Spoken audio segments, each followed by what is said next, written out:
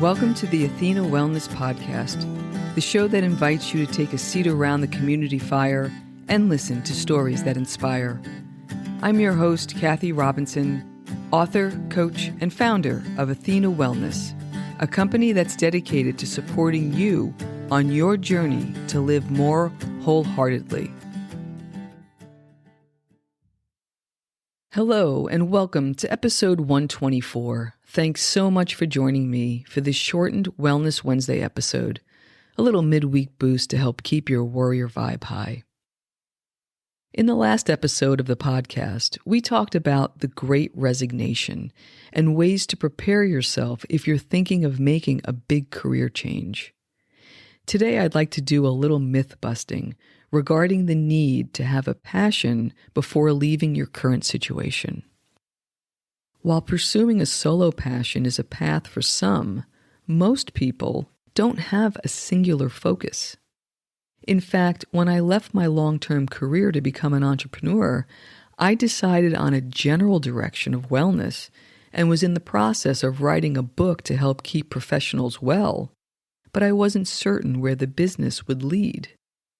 Turns out a passion of mine is podcasting, which I didn't know in 2019 when I left my job.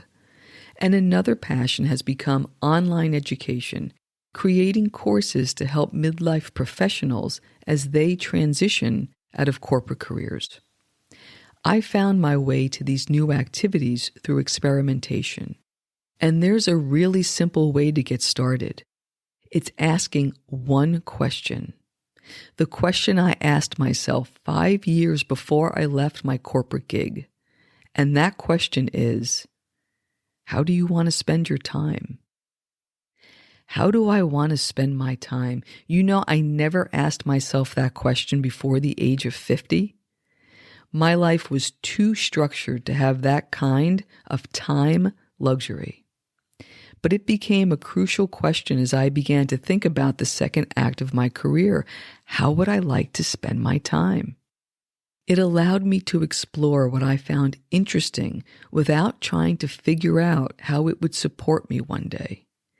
It helped me cast a wide net and cultivate the things that intrigued me. I loved learning new things, and one thing led to another in this cool, zigzaggy kind of way. How do I want to spend my time?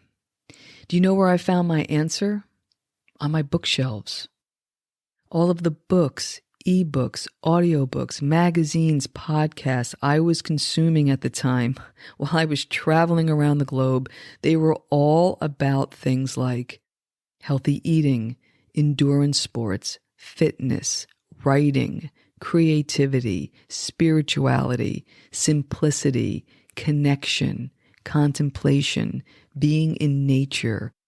They all fell under the umbrella of wellness, of living a good life. So I followed that trail. And while I was working my day job, I studied to become a certified wellness coach and created Athena Wellness Enterprises. In my last year of corporate, I started blogging and writing the book, The Athena Principles, Simple Wellness Practices for Overworked Professionals. And in a few short years, my business portfolio has expanded and includes not only the blog and the book and the coaching services, but also a podcast, speaking engagements, affiliate marketing, and online classes, revenue stream expansion beyond what I could have planned before I left. So I invite you to ask that question, how do you want to spend your time? Here are 5 ways to begin to experiment. 1. Explore the times in your career when you felt in flow. What about those activities made you lose track of time? 2. Identify your key turning points, both professional and personal. Can you honor those experiences in such a way that they become useful to help others? 3. Engage with your heart by doing things you enjoy and see where it leads.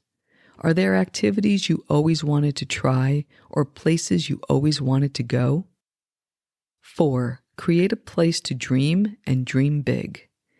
Can you dedicate a journal for these creative business ideas and notes and questions? I use a bullet journal just for this purpose. And 5, remember that true financial freedom and independence comes from creating a portfolio of multiple income streams with the ability to scale and turn them into passive, recurring revenue. Here's an example of how this process worked for me early on. Before I ever started my business, in my spare time when I worked in corporate, I was exploring the question how I want to spend my time.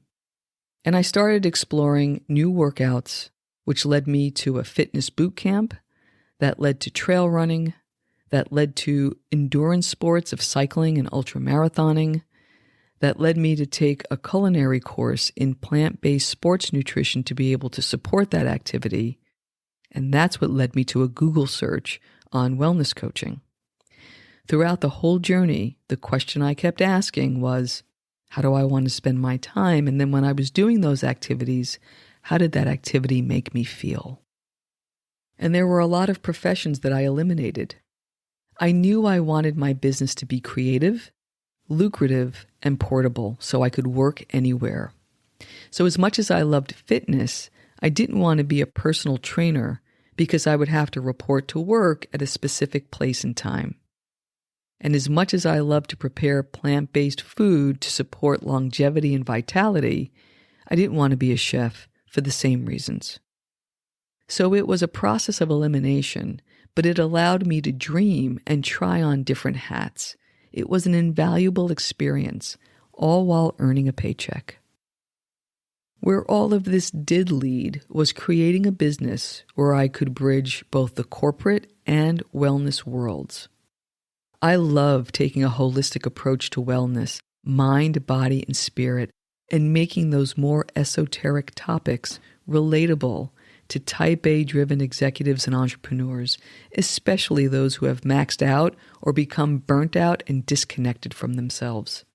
It's an honor to hold the kind of space they need to drop the professional facade and do the deep work. As you work with this experimentation process, you can even take it a step further by letting go of the doing it all, having it all mentality.